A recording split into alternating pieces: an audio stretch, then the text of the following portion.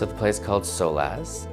Well, it's a true story based on an incident that happened on September 11th, 1968, which is when my uncle was killed by a drunk driver in Costa Rica. Because it's based on a true story, I began to do a lot of research into what actually happened at that time, interviewing different family members. And as I began to put all of the different pieces together, I began to realize that the story was more about my grandmother's life and that it was a love story between her and her husband.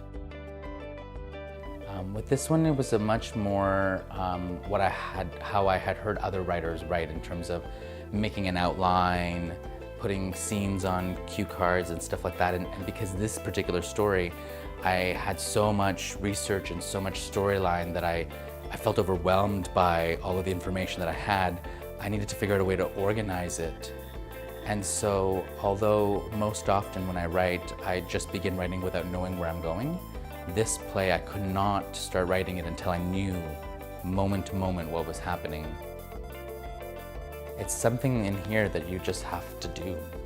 It's very hard to give it words, but I can't imagine not writing at any point in my life. I think that even if it's not with a purpose of a play or whatever, I think I would always still be writing stories. Even though the play is coming from a perspective of telling my grandmother's story, I think what it really connected and what resonated with me was I was really telling my mom's story. She said this thing to me, which was that even though they were really, really poor, they were always really, really happy. And as I began to interview different people in the family, I kept asking people, tell me about these happy memories before the accident happened. And everybody said to me, well, there are no happy memories. And so I said to my mom at one point during the interview process, how come everybody else says it was only ever sadness, but you always said you guys were so happy? And she said to me, I don't know, I guess I just always made my own happiness.